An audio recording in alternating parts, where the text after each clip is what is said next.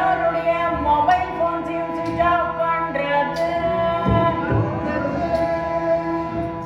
மனிதனை மனிதன் மனிதிட வேண்டும் மாறா உடனே என்னாலும் சீராய் வாழ்ந்திடணும் எல்லோரும் சேர்ந்தே வாழ்ந்திடணும்.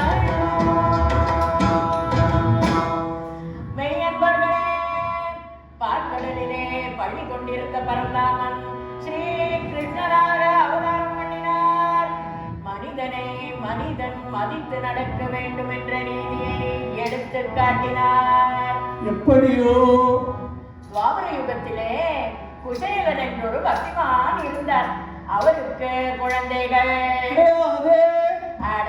சும்மா இல்லையா, பர்த் கண்ட்ரோல் இல்லாத அந்த காலத்துல மனுஷன் வதன்னு 27 குழந்தைகளை பெற்றெடுத்துட்டார். அதாகப்பட்டது 2 காலங்கள்.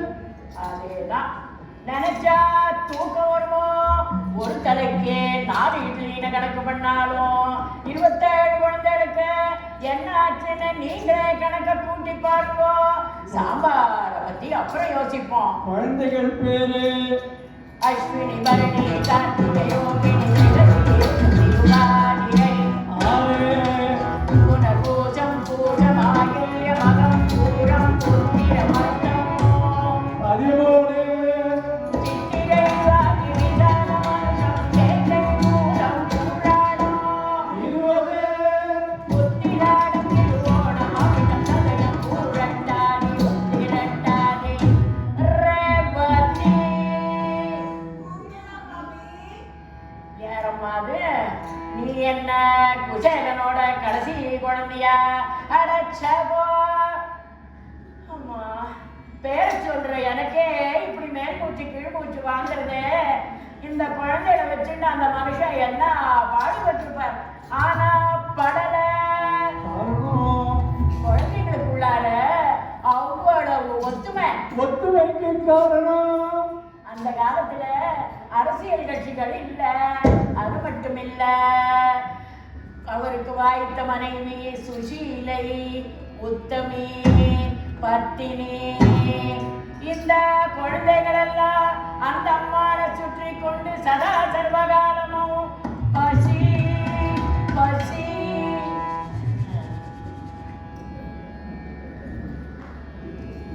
இப்படி அருந்துவதற்கு பால் இல்லாதபடிக்கு அம்மா பசிக்குதே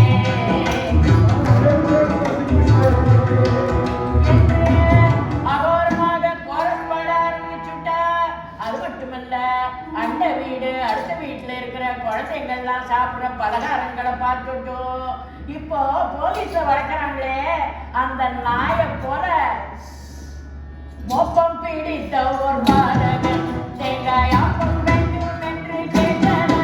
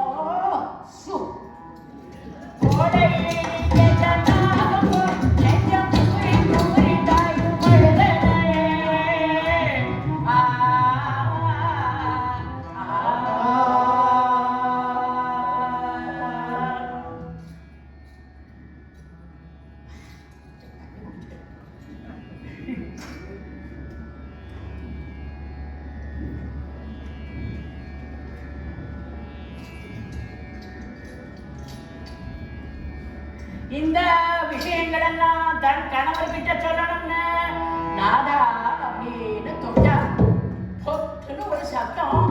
கீழே பார்த்தா அங்க ஒரு பையன் விழுந்து கிடக்கிறா. அடடா சுஷீலை, இது என்ன நம்பர் 28ன்னு கேட்டார். அல்ல நாதா, இதை நம்ம கடைசி குழந்தை பட்டினி பசியில இப்படி கீழே கிடக்கிறான்னு சொன்னா இதையெல்லாம் பார்த்து கொண்டு நீங்க சும்மா இருக்கலாமான்னு கேட்டா, பெண்ணே நான் என்ன செய்யட்டும் எங்கு போகட்டும் என்றார். போய்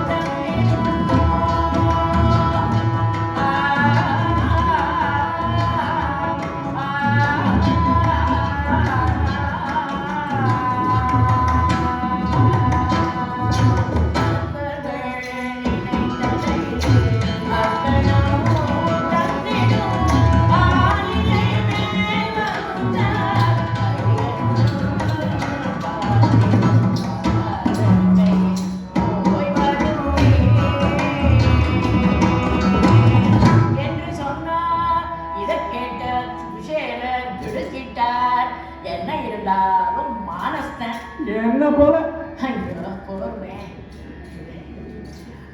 சுவாமி பசி வந்திடில் பத்தும் பறந்து போகும்னு சொன்னா, அதுக்கு இவர் என்ன சொல்றாருன்னா, சுஷீலை கிருஷ்ண பரமாத்மா என்னோட பால்ய நண்பனாக இருந்த போதிலும் நான் வெக்கமானத்தை விட்டு எப்படி எடுத்துரைப்பேன் நண்பனிடம் எப்படி எடுத்துரைப்பேன் எப்படி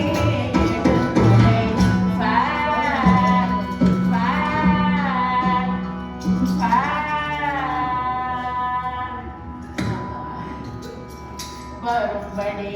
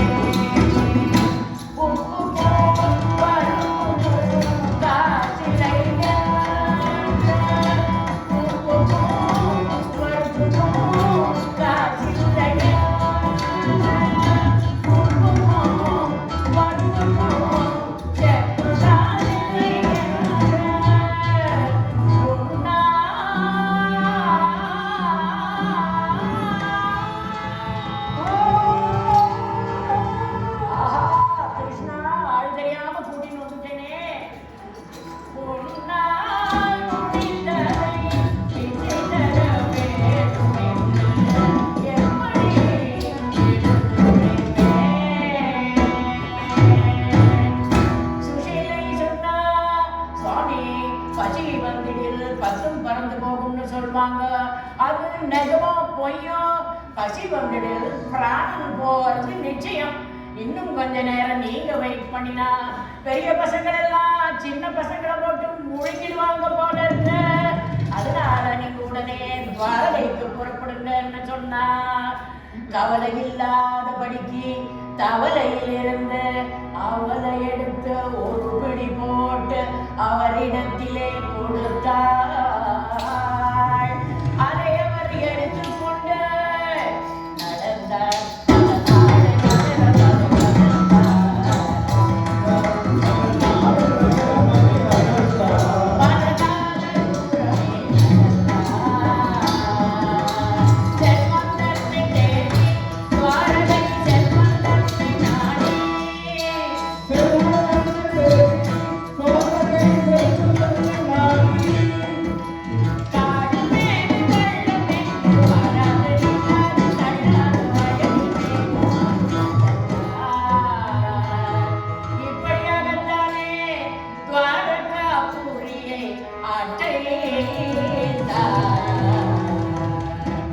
அங்கே கண்ணன் பசிக்கும்படியான மாளிகையை அடைந்தார். கதவுகளோ திறந்து கிடந்தன. தேர்தலில் வெற்றி அடைந்த எம்எல்ஏ அசம்பிளிக்குள்ளார நுழையிற மாதிரி மனுஷன் சர்வசாதாரண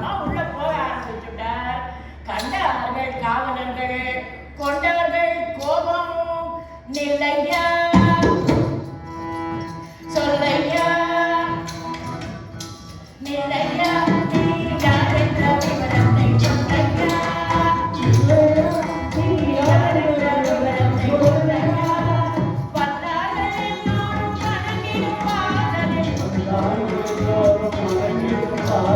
தள்ளாத மனிதன் போல் சொல்லாமல் செல்கிறேன் இல்லையா கொஞ்சம் தள்ளையா பெரிய சொல்லையா இப்படியெல்லாம் விரட்டினார்கள்.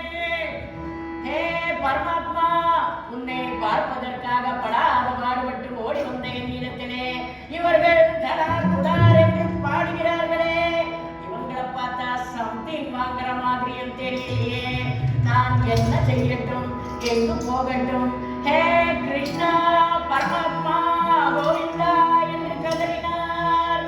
இந்த கதறலை கேட்ட கிருஷ்ண பரமாத்மா ஓடோடி வந்தார், நெஞ்சார தழுவிக்கொண்டார். உடனே குசேலனை உள்ளே அழைத்து சென்று மாளிகையின் உள்ளே சிரம பரிகாரம் எல்லாம் செய்வித்தார். அப்புறம் குசேலரை ஒரு ஆசனத்துல அமர செய்தார்.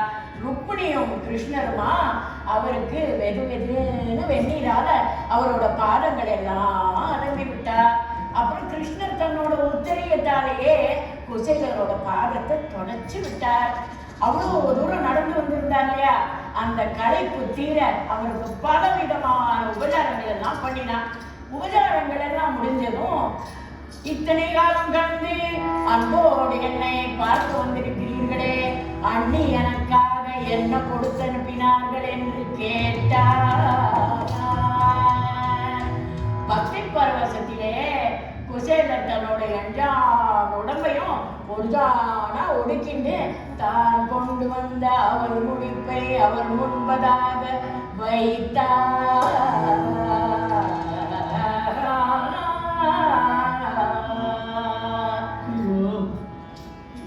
எடுத்தார், பிரித்தார்,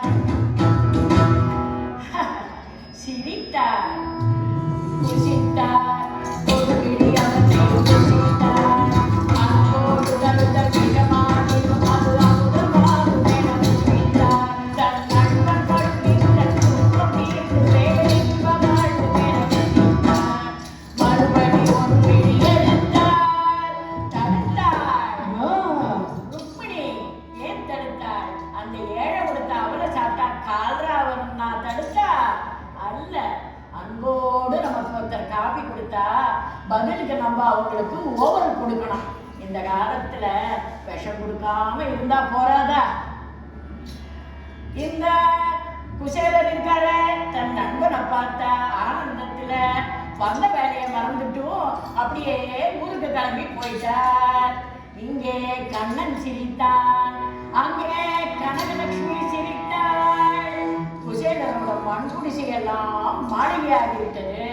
அந்த பரந்தாமனோட அருளால குசேலர் அவரோட குழந்தைகள் மனைவி எல்லாரோடையும் பலகாலம் சுபிக்ஷமா ஆனந்தமா வாழ்ந்தார். ஸ்ரீ கிருஷ்ண பரமாத்மா சொன்னதை போல மனிதனை மனிதனாக மதிக்கணும். நம்ம